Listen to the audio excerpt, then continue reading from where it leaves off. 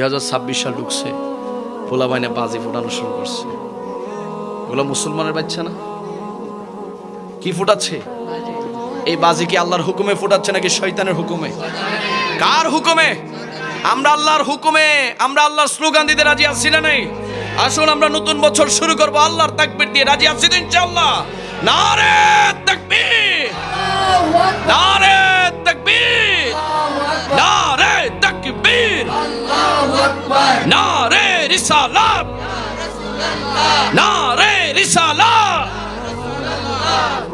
আল্লাহ কবুল করুক। আর যারা ফুটাইতেছে আল্লাহ তাদেরকে বুঝ দান করুক। তোমরা দুনিয়াতে ফুটাচ্ছ, কবরে তোমাদেরকে ফুটাবে, ঠিক কি না?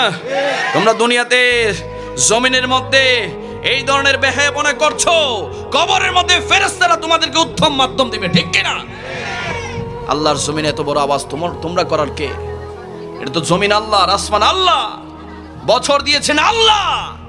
তুমি স্বাগতম জানাচ্ছ ইহুদি নাসারাদেরকে অনুসরণ করে। মনে রাখবে, মাইকের আওয়াজ যাদের কানে যাচ্ছে, এই হিসাব তোমার কাছে দিতে হবে।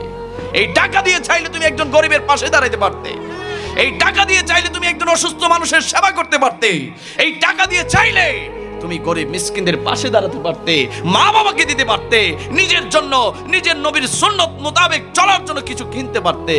সেই টাকা তুমি আগুনে আকাশে উড়িয়ে দিচ্ছ। হিসাব দিবে, হিসাব দিবে, হিসাব দিতেই হবে। এখানে যারা বসেছেন আপনাদেরকে ধন্যবাদ, পাইন্দাবাদ, মোবারকবাদ। এই দুনিয়ার রং তামাশা বাদ দিয়ে যারা আল্লাহর মাহফিলে বসেছেন, নবীর মহব্বতে বসেছেন, এই মাহফিল আমাদের প্রত্যেকের নাজাতের উসিলা হোক। সকলে পড়ে আমিন। सबसे औला मारा नबी, सबसे बाला हमारा नबी।